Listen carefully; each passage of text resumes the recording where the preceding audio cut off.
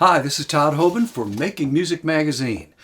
The good folks at Samson sent us 4 of their quality microphones to spec out in the studio and use. Here's our report. We're going to start with the MTR101A. It's a large diaphragm condenser microphone. Condenser microphones mean you're going to have to use phantom power, 48 volts. First thing we noticed right out of the box. Oh, by the way, owner's manual, very important to read this. We'll get to that. But the first thing that we noticed was a very high quality shock mount. This is kind of handy in the studio. Say you've got a drummer or, stepping on the floor. This shock mount isolates your microphone from the environment, which is really nice. And I'll show you other really nice features. And by the way, this microphone is on the low end of the spectrum. Very, very affordable. Notice the plastic? Moisture is the enemy of all microphones.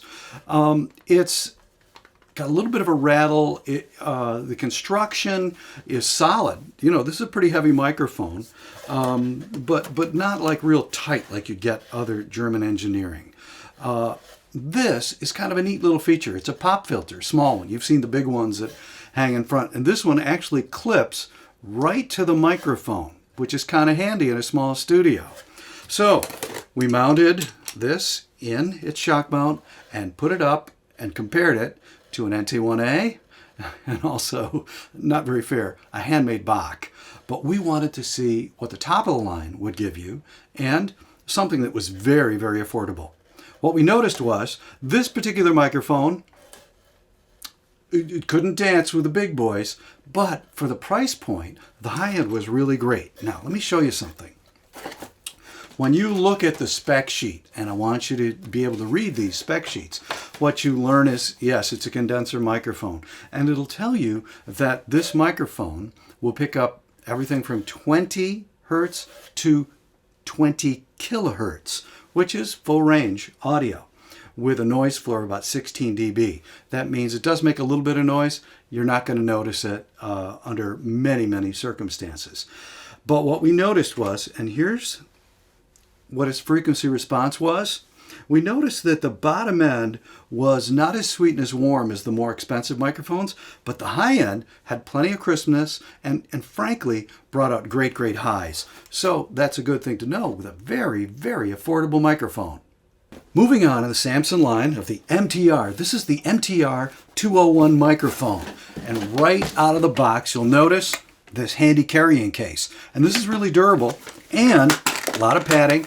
Always put your microphones away when you're done playing with them. Very, very important. Don't forget to read the manual. Very important. And the MTR201 comes with the same really high quality. This is a well-built shock mount that you're going to enjoy. It also has the little pop filter that's an attachment. But this microphone,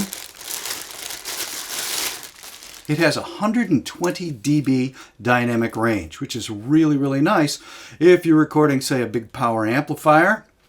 And a nice feature here is this little switch right here that comes on the MTR201. It is a little pad. What you can do by flipping this switch forward is get, it's a negative 10 dB reduction in volume, so that you got big sound, you can pop that on. The low end is not as rich and full as some microphones in the same class that are much more expensive.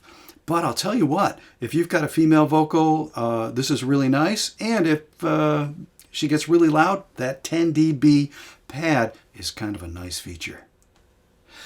And now we move to the MTR231. This microphone has some features that some other microphones in that price category just don't have. You'll notice it does come with a really nice carrying case. Don't forget to read your manual, and with the same shock mount and pop filter. But this microphone, very well built. It's heavy. It's nice. It does have the 10 dB pad, which will come in handy. But look over here. What it can do, what this microphone can do, is it can be used in 3 different patterns. What that means is the other microphones and most microphones are a heart-shaped pattern so that it picks up right in this area, heart-shaped. This one you can move to a figure 8, which means that you can put it maybe between two guitarists and have one on this side and one on that side. We've used these style of microphones in a wide pattern to pick up a conversation between two people. Works very, very well. And then there's another attachment that's omni. And with an omni direction, basically you put this in the center of the room, it'll pick up everything all around it. So this is a very, very good microphone. Again, bottom end is not as rich as some of the others, but the high frequency response is very, very good. If anything, it's a little bright on all of these MTR microphones. For the price, you can't go wrong. It's a great way to start building your mic kit. So there you have it, spec sheet, and we use these microphones in the studio in a number of different applications, and I'll tell you the ones to really, really focus on.